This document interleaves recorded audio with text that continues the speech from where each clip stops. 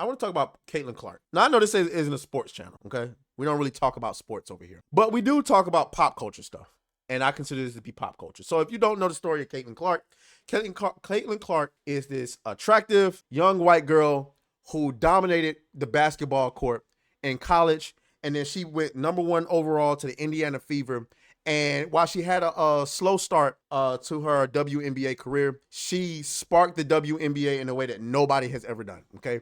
The viewership was up. Because of her, the WNBA was able to negotiate more money than they've ever seen. The girls are now on charter jets instead of that bullshit now. They're getting more attention. Like, all of her games was selling out and everybody else's games was dookie. Okay, I gotta be honest with you. I've never watched the WNBA a day in my life, but nigga, I tuned in to watch that motherfucking Caitlin Clark. I tuned in. I can't lie. I can't even grift. And I was this close to ordering me an Indiana Fever jersey, a Caitlin Clark jersey. I was this close. I ain't do it though. I ain't do it. And she went through all of this turmoil. She was being attacked by other WNBA players, and then there's the accusation that white people are using her for white supremacy and all of this stuff and whatever. You know what I'm saying? Well, she's been very measured in her approach. She stayed quiet for the most part. She ain't said much. She said all of the right things, but she might have just fumbled it. She might have just fumbled it all. Okay? Oh, Caitlin, you should have just been quiet, girl. Caitlin Clark says there needs to be a better effort to elevate black women in the WNBA. What? Bro, what are you talking about, man? Why? They've been there the entire time. They ain't elevated themselves. And let's stop pretending like there aren't white women in the NBA. In the WNBA. There are white women there who haven't received that much attention. Why? Because they're not as good as Caitlin Clark. And then let's just talk about it. Is there a degree of racial relation to players? Yes, obviously. When you're a white person and you see the league is dominated by niggas and you finally see a white girl who can keep up with them niggas, you're gonna be a little bit more relatable to that player. It is what it is. And keep in mind, white people outnumber us to a significant degree. Those black women in the WNBA need to be more upset with black people who ain't watching them play because they not as good as Caitlin Clark. Anyway, she goes, I want to say I've earned every single thing, but as a white person, there is privilege.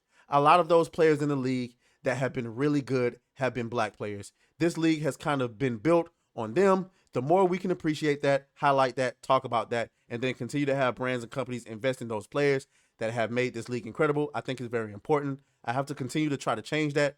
The more we can elevate black women, that's going to be a beautiful thing. Good luck. They've been there the entire time.